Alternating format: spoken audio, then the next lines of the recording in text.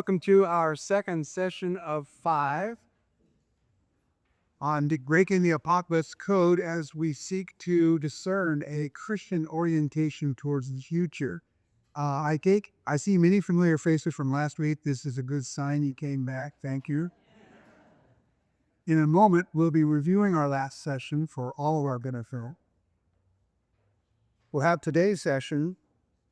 Next week, inshallah, and God willing, we'll go back and we'll discuss the book of Revelation itself as we find ourselves equipped better to do that.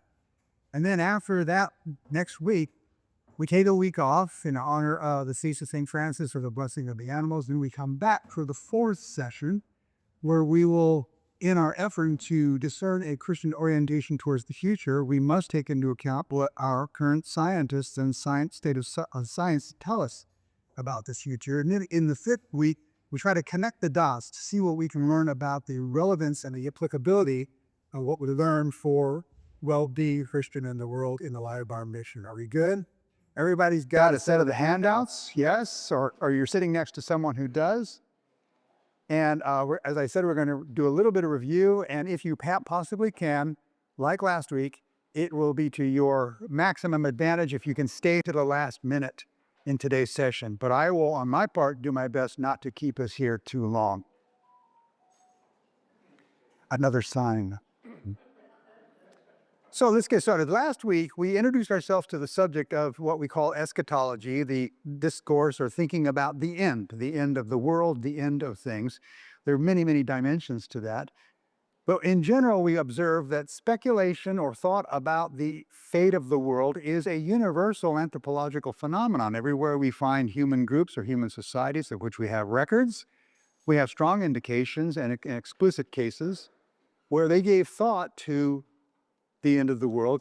But in virtually every case, whether you're talking about indigenous in the Western Hemisphere or Australia or the Nordic myths or the ancient Near East, anywhere, typically, the orientation toward the fate of the world is cyclical. That is to say, the world is almost viewed, and in some sources explicitly viewed, as almost an organism that comes into birth and exists or lives for a while and declines and goes into dissolution or disrepair or destruction, but also returns. The Egyptians were really strong on this with their clear cycle of the sun making its journey and so forth. So you have a cyclical conception of history that in general terms, we're flying at 40,000 feet here, okay, very general terms, is characteristic of virtually every record we have of human thought about the fate of the world, with one exception. And that exception is the Abrahamic traditions, by which we mean Judaism, Christianity, and Islam.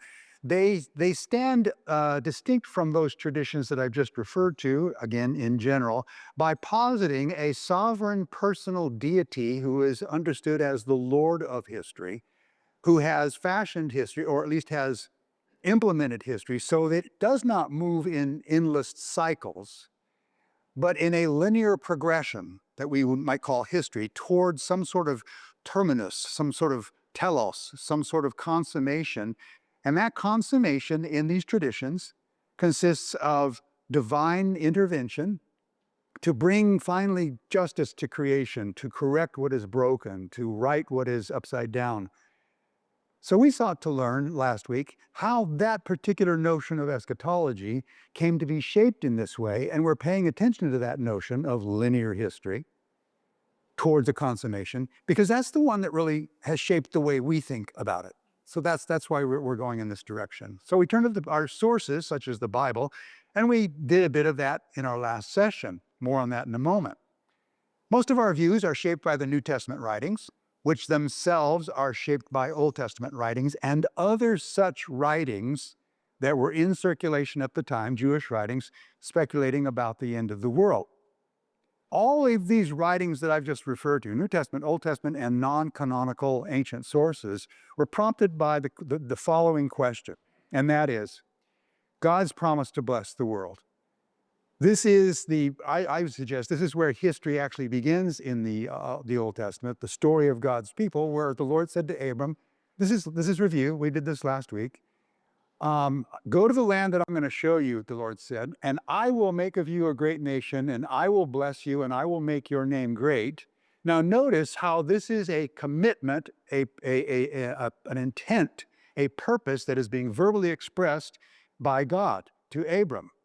But it also involves, and you are to be a blessing. This is in the grammatical imperative form. This is your role. This is my role. My role, God says, is to bless.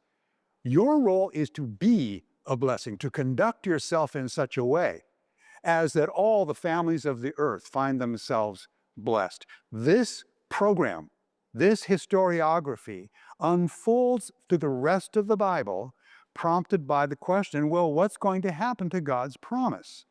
Okay, so God promises, I'm going to make your name great, and he makes it clear by having children. And then immediately after this verse, Abram is forced with his wife to go down to Egypt, where she's recruited into Pharaoh's harem. What's going to happen to God's promise? God promised to give children, and now she's not, she's elsewhere. And everything else, everything else in the large story arc of Genesis follows this question: what's going to happen to God's promise? Not to mention the Israelites in Egypt, enslaved, being murdered by the regime. What's going to happen to God's promise? And this continues throughout the Old Testament on into the New Testament. Everything in the Old Testament, pursuant to this question, which I've just suggested is everything, takes place within a geopolitical history. And this is something that we paid attention to, so I'm going to bring us back to it. It's important, I maintain, to bear in mind that both Genesis and Exodus and all the rest of the stories, Joshua, Judges, Samuel, Kings, are all dealing with, in one way or the other, the pressure on that question, what's going to happen to God's promise? That pressure brought by the existence and practices of geopolitical regimes. We've already talked about the Egyptian regime, which was oppressive, and the story is how they are saved from that oppression. I don't even think I have to repeat that. That's the whole story. Good?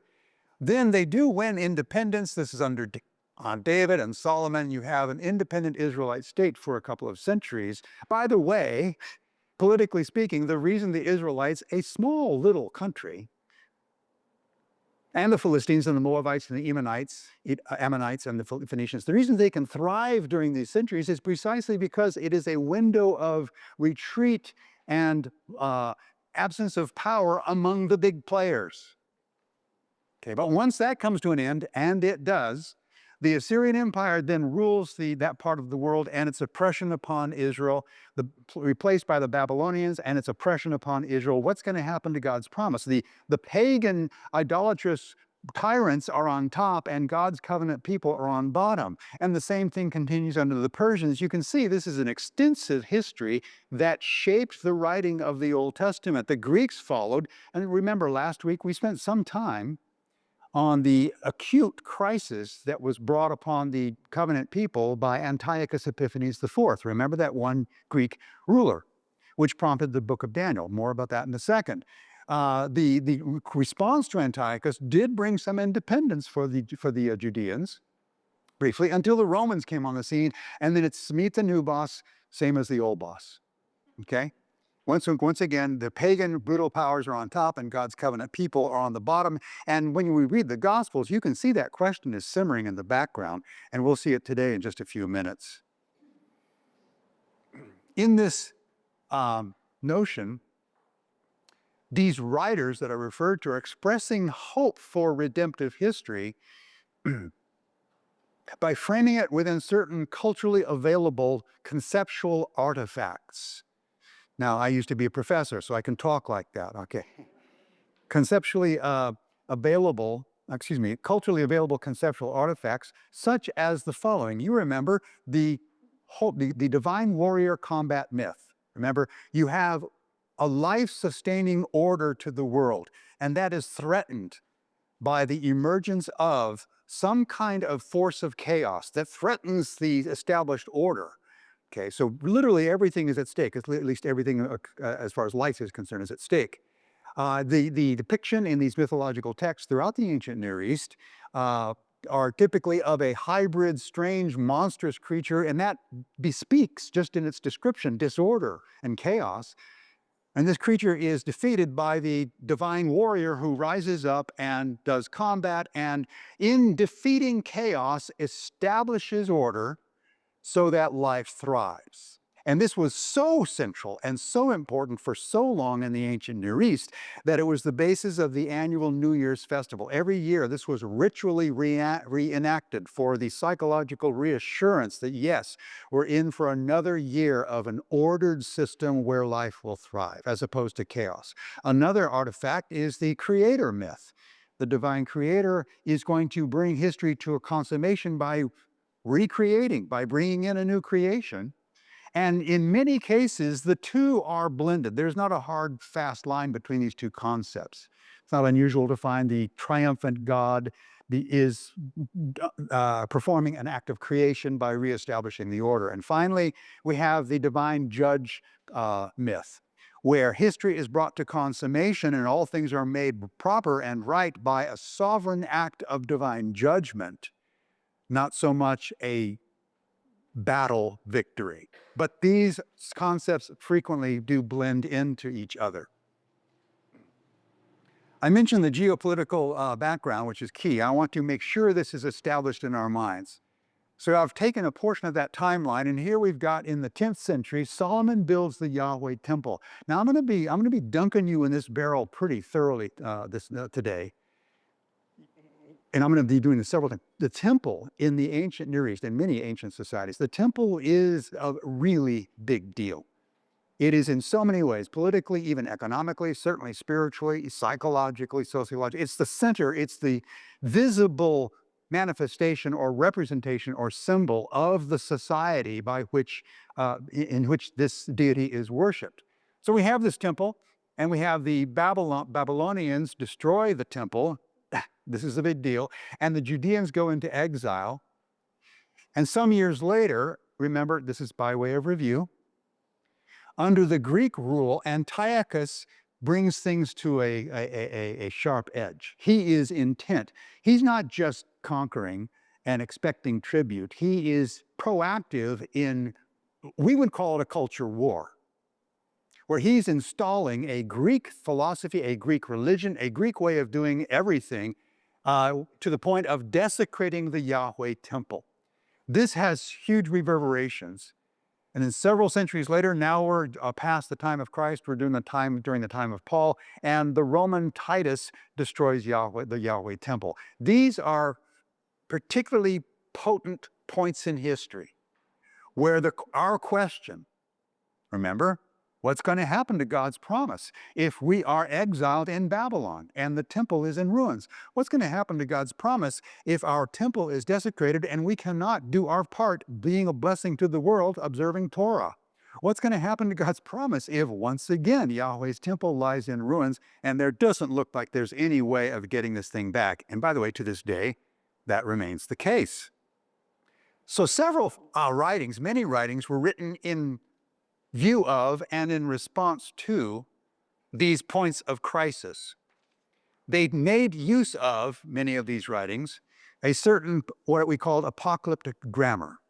And I just want to review a little bit, a few aspects of that apocalyptic grammar. These are, remember, high context literary devices. Remember, these are writers using themes and motifs that it is assumed the reader recognizes. There's no footnotes in the manuscripts. Trust me, I've read them.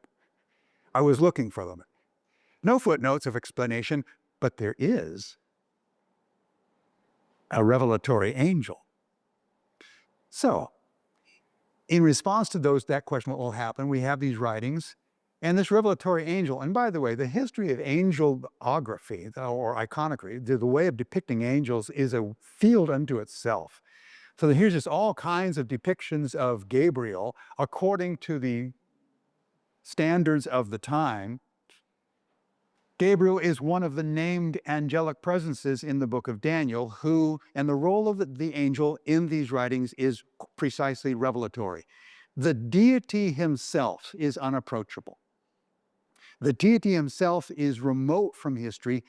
That's why it's so chaotic. So redemption has to do with the reapproach, we might say the advent, the arrival of the divine to reestablish things. But with the divine so far removed until that day comes, you have, well, mediators. This is a classic thing. And one of the mediator categories are angels.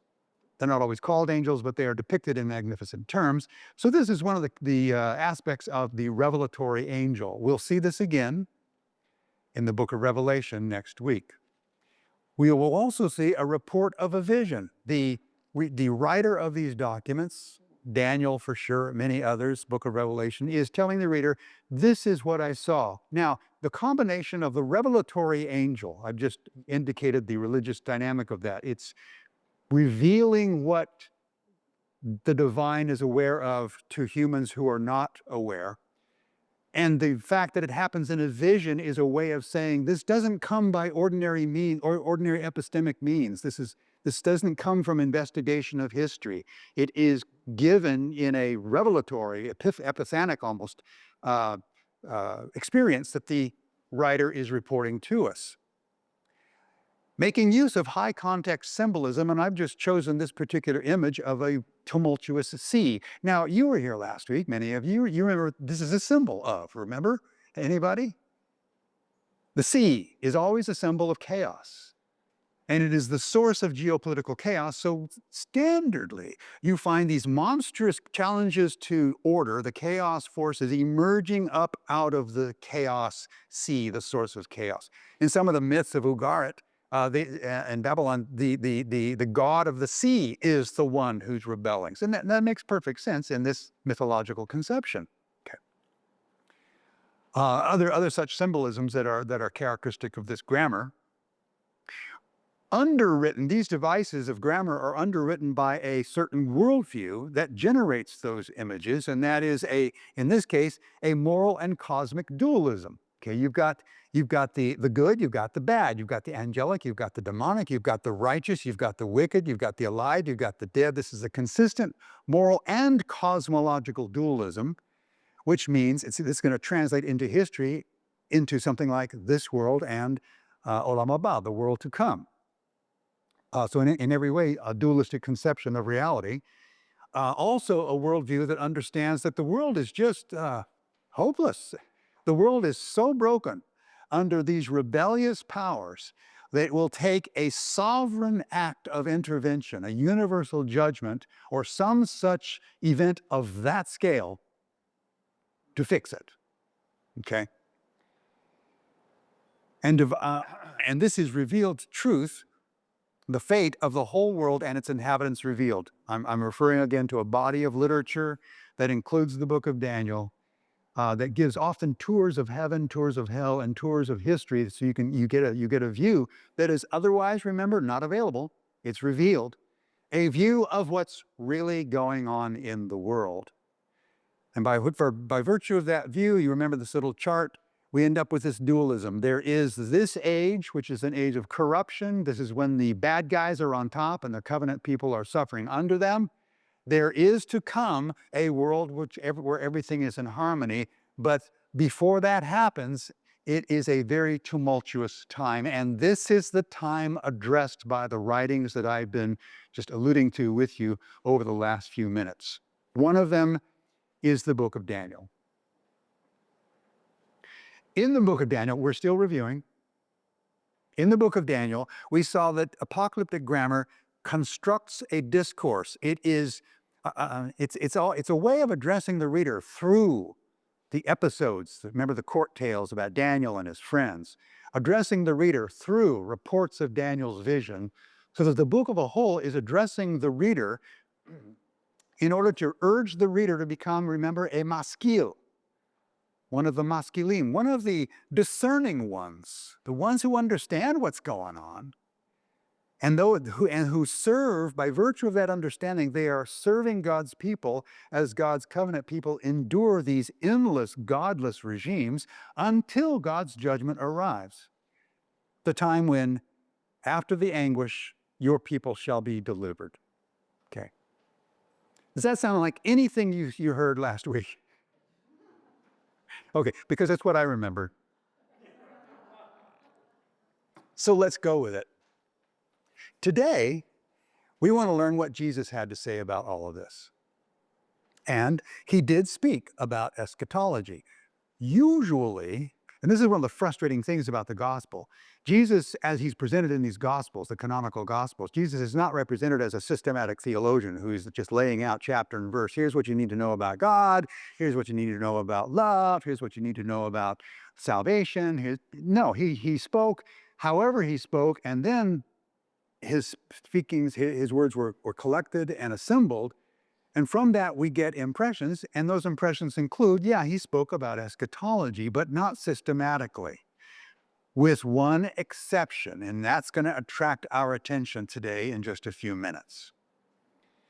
But he spoke about eschatology in a religious context that was just charged with a variety of outlooks on the subject. Again, the subject of eschatology, the subject of the end of the world. Quick tour of the viewpoints. We've got your Sadducees, okay? Now, you're probably going to remember, recognize some of these terms, like Sadducees. Oh, yes, they're almost a faction, or certainly a group of elite Jewish leaders. They're pretty closely tied. In fact, they're very closely tied and invested in the temple apparatus. They are all about the temple. They're all about, and by the way, remember, when we say temple, we're not just talking about the place you go to church. We're talking about this is where the money is housed in Palestine at the time. This is where the power brokers assemble. These are where the deals are made. This is the interface, not only between heaven and earth, but between the Jews and Rome. The temple is a really, really big deal. So the Sadducees are quite powerful, and they're not terribly interested in seeing the status quo come to an end for obvious sociological and economic reasons. So that was consistent with their canon, because their scripture, their Jewish scripture, was simply the law of Moses, not the prophets, not the history, not the Psalms, not Daniel. There's virtually no eschatology in their scriptures, and there's virtually no eschatology in their teaching, because they'd like to see things more or less go the same way, as long as they can keep Rome's hand from being too heavy, and they were active in that effort. Distinct from the Sadducees are the Pharisees. We all know the Pharisees. They are very observant Jews. All these people are observant Jews, of course. But they don't believe that the rules of purity that govern the lives of the priests are exclusive to the priests. Everyone can partake of participation in the divine deal, the divine covenant, by observing Torah. So the Pharisees taught Torah. They taught the necessity for Sabbath observance for everyone, not just the priests. The necessity for kashrut laws, obeying kosher food requirements, not just for the priests, for everybody. Observances for this, observances for that. And they were quite good about that. And they did have an eschatology, which was a righteous age after the resurrection and judgment. They did not elaborate much on that. Another group is the Essenes. These are probably, almost certainly, the group that produced the Dead Sea Scrolls out there at Qumran at the Dead Sea. These people were very eschatologically minded. These people drank Daniel's book for tea in the morning. They envisioned it. They wrote amazing compositions about it. They were anticipating, by virtue of the Roman oppression, the Essenes were anticipating that quite soon the divine intervention would come, and they were majorly invested in the divine warrior myth. There's going to become an apocalyptic battle between the sons of light, the sons of darkness, and they, the human covenanters, will join forces with the angelic forces and defeat the pagan enemies and establish God's righteous kingdom. So the Essenes had their own take on eschatology, which you can see did not really have common cause with the Sadducees, for example. There's also the Zealots, and they made the Essenes look like pansies. Okay, the Zealots said, we're not waiting for the angels to arrive. We're getting busy right now, and they would sponsor acts of resistance and sabotage against the Roman overlords, even assassinations and so forth. And by the way, the attitude for a lot of people toward the Zealots was, you're making things worse for us here. Okay, can you maybe you back off? So my point is, you see, it's a lively ambiance. It's a lively atmosphere precisely on the point of eschatology, not to mention the common apocalypticism that most Jews walked around with in their heads, which is kind of a general, yeah, there's going to be a messianic arrival, a Messiah is going to be here, and there's going to be um, a restoration, and there's some hope on that. And finally, one last group, and that is the Hellenistic philosophers such as Philo. These are your more sophisticated Hellenized Jews. They're faithful Jews, but they are trying to upgrade their Jewish faith to a better integration with the surrounding Hellenistic culture. So they weren't terribly invested in apocalypse. They interpreted messianic kingdom as moral enlightenment and so forth. So where's Jesus on this? Well, Jesus, unlike Philo, didn't write anything down of what he taught. And what I'm about to give you is pretty basic knowledge, but it's important to bear in mind as we proceed in today's session. How do we know then what Jesus taught about eschatology or any other subject? Well, we know it because the memory of what he taught and did was passed on, of course, by the apostles to the churches in the decades that followed his death, resurrection, and ascension. So we know of his teachings only from what the early church recalled from apostolic testimony. So this is where you turn to your handout A, which is going to look something like this. So by way of orientation, everyone's got the same timeline. I just mentioned Philo. He's a contemporary with Jesus. So here's Jesus at Olivet. You'll learn what this is in a moment. Here's his crucifixion. And here are the decades that follow. This is when Peter and Paul and the disciples, the apostles, are building the church and evangelizing, and churches are being established. And then the Jewish revolt brings destruction upon Jerusalem, and the temple is destroyed. Then subsequently, as these memories of Jesus's teachings and actions are received, they're not just received like a camcorder or like a recording. They are orally delivered, and they're audibly received, and eventually they're written down, these memories of Jesus's teachings, and eventually they're shaped into accounts of Jesus's life, which are used in these churches not as archives for the library, but instruction for the church, like we do. Good? And this is key, which means the memories of what Jesus said and did were shaped to speak to the church's needs as they received that instruction. They are not just raw footage of what happened unedited from that point on. They are shaped by the needs of Matthew's congregation, just like Luke's gospel was shaped for the needs of the congregations that he addressed, and Mark's gospel and John's gospel as well. Do you get this picture? This is going to make a difference in just a few moments, okay? I want to draw attention to this decisive event. Jerusalem falls AD 70, well, 69, 70, and the temple is destroyed by the Romans. And by the way, when the Romans destroy something, it's done. Okay, it's done. No, that's serious. That was a part of their foreign policy. That's part how they communicated their might, was the thoroughness of their destructions. I want to pause, or at least just take a moment to dwell on this, because often it's no fault of ours. We Christians don't often get this. This was not just the loss of a building. Okay. The second Jewish temple was the axis of the world, axis mundi, the one place where heaven and earth touched, where sacrifices reconciled the people to God. The national identity was embodied in that structure. Its destruction meant the collapse of the religious and cultural and political center of Jewish life. It was catastrophic. Imagine Mecca is reduced to ashes in one day. That Mecca, is the physical instantiation, is the place you point to say that is the symbol, the physical symbol of our covenant existence. Think of God forbid, the Vatican, same thing. It's the physical symbol of the entire Catholic Church, if there is ever a place on earth, and it is reduced to ashes in one day. I'm trying to give you a sense of the trauma of that event. It still reverberates in Jewish memory today with the observance of Tisha B'Av, the destruction of the temples. So it's not just an ancient military defeat, but a cosmic wound, a rupture in the relationship between God and people and land. It was too important, too central to talk about without an end of the world frame, because it was the end of the world. Good? So if we go back to this timeline, let's look at how that plays out. So once the temple is destroyed, what became of the Sadducees? They're basically gone.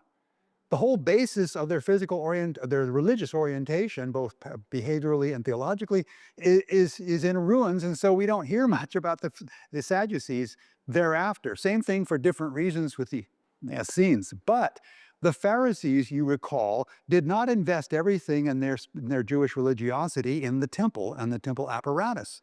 There was an entire repertoire of personal communal behavior in accordance with the law of Moses that does not require a temple to be existing. So while they did mourn the cosmic wound, they were not killed by it, if I may put it that way. They were not defeated by it. And that form of Judaism went on to become rabbinic Judaism to this very day. There's another Jewish group that was not terminated by the terminus of the temple, and that is what became known as Christianity. Now remember, the first Christians were Jewish observers, and Jesus himself worshiped in the temple, and so did Paul and the apostles. But the rootage of the faith was not the temple. The rootage of the faith transferred from the temple into the human being called the Son of Man, the Son of God. And that new orientation of where God is active became definitive for Christianity, and it went on to this very day, with or without the temple. Is this making sense? Yes. Okay. So we have various sects responding in different ways. On this point, we're going to be paying attention to Matthew's gospel. And here's why. It's the church's most mature reflection on the question, what's going to happen to God's promise? Now, this is a payoff. What's going to happen to God's promise in the light of this catastrophic event? I mean, if this is not the end of the world, then what is? You see how that would be a legitimate question from a Jewish perspective, and it is exactly what motivated I remember I said there was one exception. Jesus did speak systematically about the eschatology. That moment in the narrative was prompted by that particular question, as we will see right now. So, Gospel of Matthew, Jesus has returned to Jerusalem. We celebrate this. This is the triumphant entry, Palm Sunday, right? Jesus enters, he's celebrated. But things, if you read Matthew's Gospel, his account of all this, things go south. And a lot of the people are disaffected, and the leadership really takes offense at Jesus, and he doesn't back down. If you read chapters 22 and 23 of the Gospel of Matthew, Jesus starts saying, woe to you hypocrites, you Pharisees, you high priests, you Sadducees, because they were misleading the people. They were disoriented. The point is, Jesus was rejected from Jerusalem, and so he's beginning to leave, and he makes this comment. Jesus says, "O Jerusalem, Jerusalem, see, your house is left to you desolate." This is so loaded with significance. First of all, Jerusalem, Jerusalem, the geopolitical center of the covenant. Good? Your house, there is no mistaking it. In Aramaic and Hebrew, beit always refers either to an ordinary house or the temple. It is the standard word for the temple. Your temple is left to you desolate. Now, wait a minute. This is in the Gospel of Matthew, being read by Matthean congregations after the destruction. So when he says this, is he talking proleptically about this? Or is he, by virtue of the choice of these words, referring to what happened under Antiochus IV? And the answer is almost certainly yes. That is to say, it is a deliberate double entendre. Jesus is saying, you need to keep in mind the scale of threat that happened then and desolated is what is also to come henceforth. And sure enough, it did. Okay. So at any rate, there's no question that the Matthean community, hearing the Gospel of Matthew read, is absolutely going to be thinking about this. Okay, so got it. And by the way, that's a pretty odd thing to say because at the time the temple was in great shape. It was one of the not wonders of the world, but it was extraordinary. Herod had invested about a half a century in refurbishing and elaborating on this temple. So it's an impressive edifice. It's pretty odd to say something like that. So the subject is on the table. So as they're leaving the temple, Jesus' disciples point out the magnificence and they say, look at the buildings of the temple. And he said, do you see all these? Do you not? Truly, I tell you, not one stone will be left here upon the other, and all will be thrown down. Now, again, if you're the Matthew church hearing this, what else are you going to be thinking about but what happened a few years ago in 70 AD, right? So it's very much on the table here. And so the disciples, who at this point, my friends, are the early church asking the question, okay, they go over to the Mount of Olives, which is across from the temple. The disciples came to him and they said, tell us, when will this be? And what will be the sign of your arrival and of the end of the age? There it is. There's the question that the early church was trying to figure out in the wake of the destruction of the temple, which he just referenced. So, of course, this is the question that's on the table now. They're trying to locate Jesus' rejection by the city leaders. Okay, wait. The Messiah, a few days ago, he was welcomed. And now it's a done deal. He's rejected. So where is that located relative to the salvation of Jerusalem associated with the arrival of the Messiah and the rule of God instead of the pagans? And Jesus' reply to that question is what we call the Olivet Discourse. This is that systematic exposition on eschatology that I mentioned, which is the exception to the rule. And that's what we're going to spend some time looking at right now. So we're asking, what did the church learn about the end of days by reflecting on the inherited Jesus tradition about it? In the aftermath of the AD 7, the catastrophe, he said, they asked, when will this be and what will be the sign of your arrival and the end of the age? They used a word called parousia. I want to go really quick here, but on a short digression. Parousia means arrival, advent. The disciples were asking, what about your return? Okay. Now, there is a common misconception out there about this word, parousia. Many Christians out there in churches right now, and this is a digression, are told that in the last days, Christians will be suddenly physically removed from the earth. All over the world, Christians will disappear from the earth, caught up into heaven, just before divine judgment is brought upon the world in the apocalypse. You may be familiar with this teaching. If you heard about it, it's called the rapture of the church. And here's kind of a joke about it. Here's a man using a newspaper from the Los Angeles Times and the New York Times and the End Times. And these empty clothings indicate, yes, these two individuals were Christians who were snatched up into heaven. What this idea of the rapture posits is that there's not just one parousia, but there's two. It goes like this. Jesus dies, you have the church age, and just before the cataclysm of the apocalypse, Jesus comes and raptures his believers out of the world. The world goes through literally hell, and then Jesus comes again with his disciples. It's based on one verse in the Bible, one passage in the Bible, that goes like this. For the Lord himself, with a cry of a command, with the archangel's call, with the sound of God's trumpet, will descend from heaven, and the dead in Christ will rise first. Okay, the dead in heaven rise first. Then we who are alive, who are left, will be caught up in the clouds together with them to meet the Lord in the air, and thusly we will be with the Lord forever. So you've got that, the arrival of the Lord, both the dead and the living are caught up to meet the Lord. And this is the only scriptural basis upon which this entire doctrine of the rapture is maintained.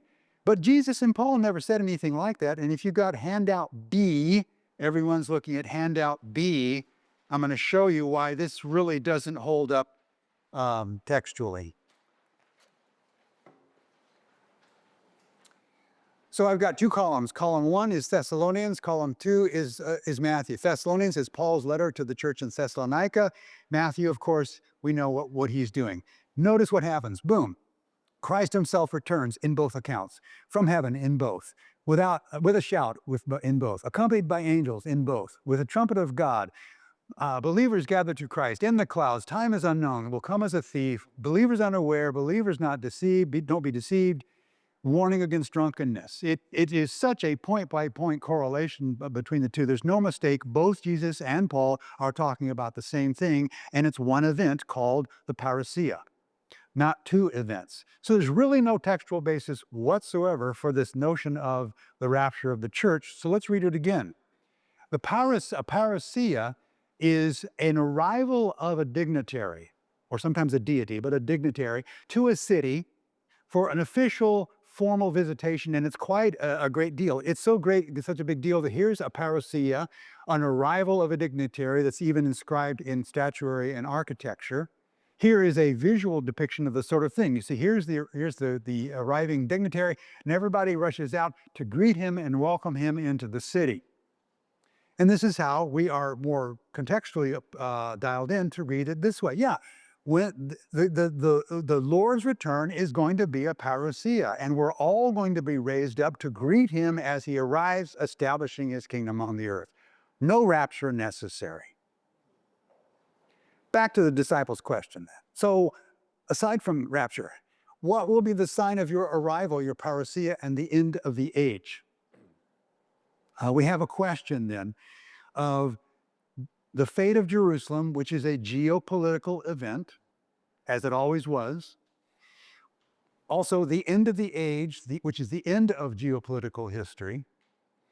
And then questioning an assumption as the end of geopolitical history is the same thing as Jesus' parousia. Where is Jesus' parousia relative to the end of history, which means for the Matthew church, the destruction of Jerusalem? How do we gauge this? How do we orient this? Are we in the last days? So here we are in Matthew's church, maybe it's AD 70, or 80, AD 90. Are we in the last days? What was that all about, that destruction of the temple? They asked about the end of the age.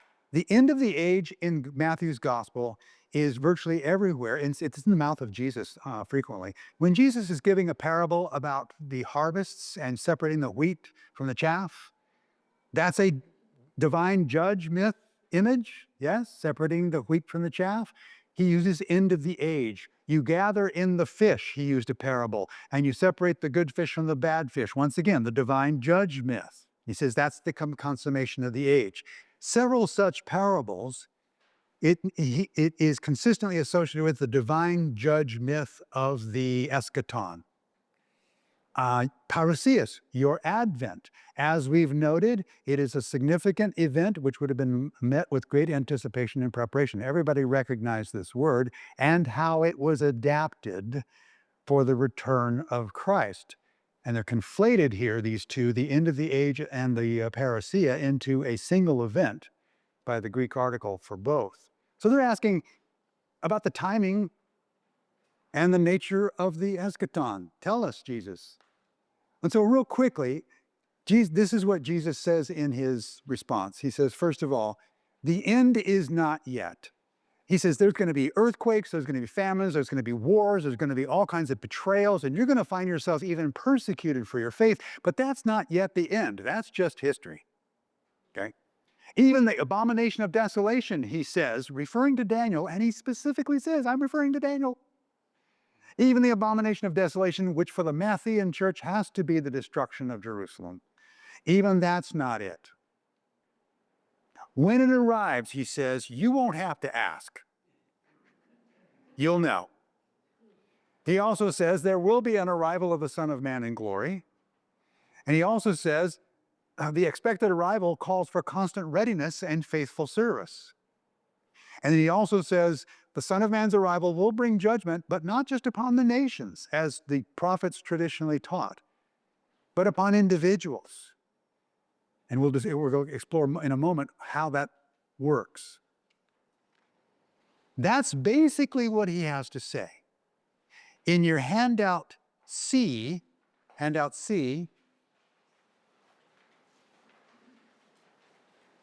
we'll see by way of review, no one can know when history will reach its eschaton, Jesus says. Until it does, history will include the oppressions and sufferings that rebellious powers like Rome bring. When the eschaton arrives, the Son of Man will execute righteous judgment, redeeming the faithful. In these verses, here's the strange thing. These verses that you have on your handout C are all that Jesus says about the actual parousia. What does he say?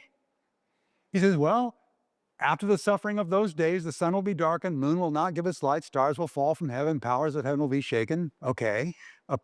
Apocalyptic grammar, anybody? Then the sign of the Son of Man will appear in heaven. You said, what will be the sign? That'll be the sign. Son of Man will appear in heaven. All the tribes of earth will mourn. They will see the Son of Man coming in the clouds of heaven with power and great glory. And he will send out his angels with a loud trumpet call, gathering his elect from the four winds, from the end of the heaven to the other. This is leaning toward the divine judge myth with the gathering of the elect. What's odd about this is he's not saying anything that we didn't already know. If we are reading the books that were in circulation at the time, some of them in the Bible, Isaiah, Daniel, Zechariah, others not in the Bible, but in circulation, 1st Enoch, 4th Ezra, Testament of Levi, Jubilees, Apocryphon of Daniel, these and others, they all contain the elements that Jesus just referred to. And if you look at handout D, your last handout, which looks like this, I've handily given you the gist in two columns. One is Matthew, the verses we just read, and every single motif of apocalyptic grammar is found as such in a variety of writings that are not found in our Bible, but were in circulation at the time. Jesus is not unveiling or disclosing or even teaching anything new about the parousia. Rather, the great bulk of what he has to say has to do with the time of his absence, rather than the time of his expected presence. So here I've given you the entire Olivet discourse in a rectangle. So he says, not yet, lots of false messiahs, just lots of history. Almost a quarter of his address, systematic address on eschatology, is given to not yet, not yet, not yet, not yet, not yet. History will throw everything at you, but that doesn't necessarily mean the eschaton has occurred, or the parousia. And then he spends a huge amount of time, because we don't know. He says, I don't even know when the parousia is going to happen. But until that time, constant readiness and faithful service is imperative. And then he concludes saying, so when the parousia occurs, it'll be the divine judge frame bringing judgment based on responses to the dispossessed. And only 4% is even given to the parousia, and even that is nothing new. So it's not unfair to say this is not what he wanted us to focus on. It is fair to say this is what he wanted us to focus on. At least in this way it is presented in the Gospel of Matthew. What he considered then to be the uppermost eschatological end times priority is being faithful in the master's absence. He even summarized it with this: blessed is that servant whom his master will find at work when he arrives.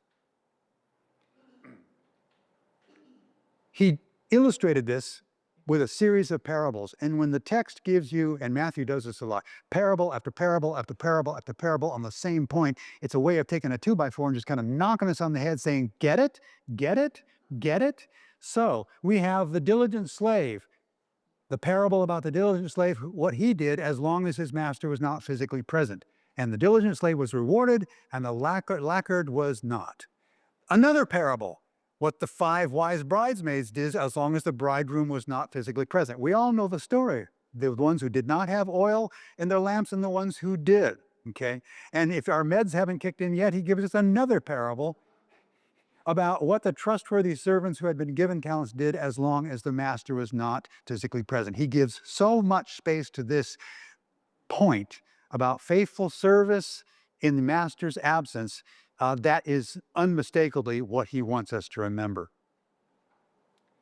So we have acknowledgement of the injustice of the present order, using standard mythic ingredients to describe the parousia, and most of his instruction about the imperatives of faithful service. In other words, just like Daniel, if this is sounding familiar, wait, wasn't Daniel about faithfully serving until the end? Yeah. And here we have the same thing. Daniel's book wanted to create maskilim. Jesus wants to do pretty much the same thing. He wants to create faithful servants. Which means when we ask our questions of Jesus about the end, we learn that we're asking the wrong question if it's framed in terms of chronology and timelines. He's basically saying that's a completely misguided approach, but it didn't stop us for 2,000 years from doing it anyway.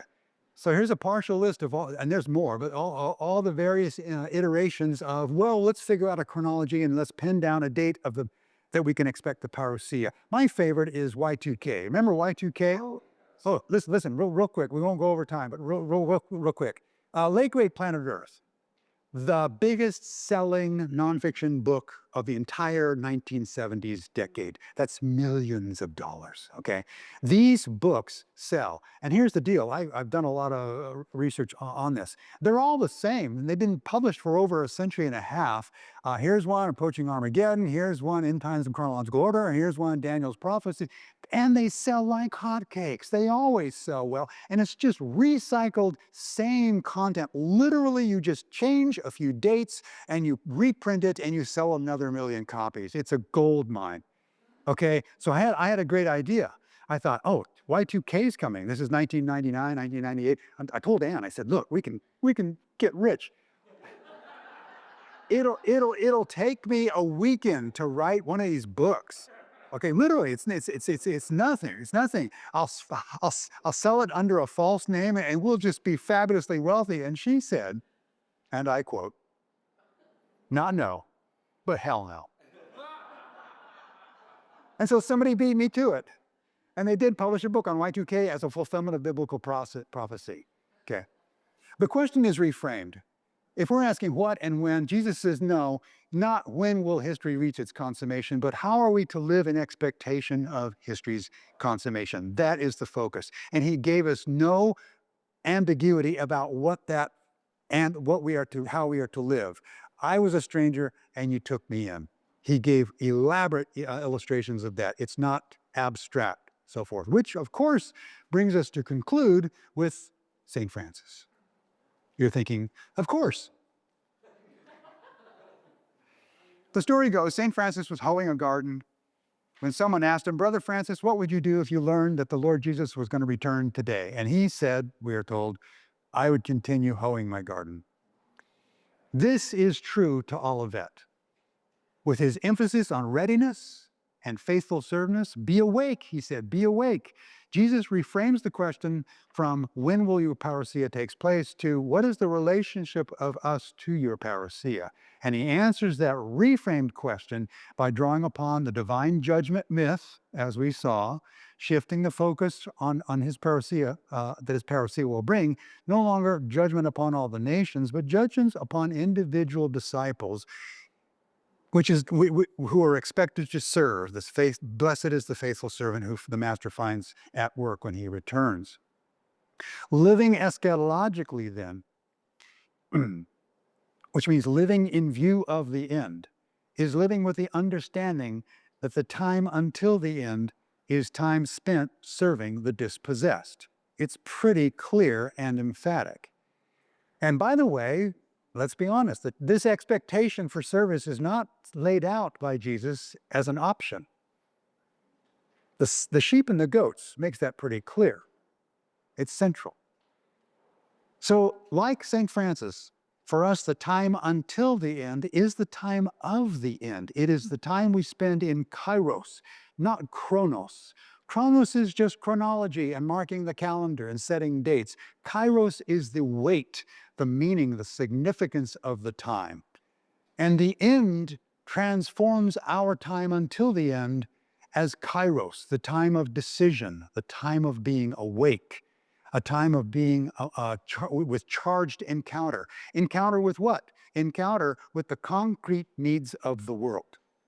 If we live in expectation of history's consummation by serving the poor, our lives are so attuned to divine purpose that no sudden change of behavior or policy is needed. That is to say, the time until the end of the world is our time to be servants to the world. That is what Jesus taught his disciples at Olivet. This is the Christian orientation toward the future. Francis didn't need to do anything or change anything because he was already doing what Jesus told us to do until he came back. So the question comes down to us, what about us? Are we doing that? We might find a way next week as we ask, what did Jesus have to say about this in the book of Revelation? Thank you for your interest.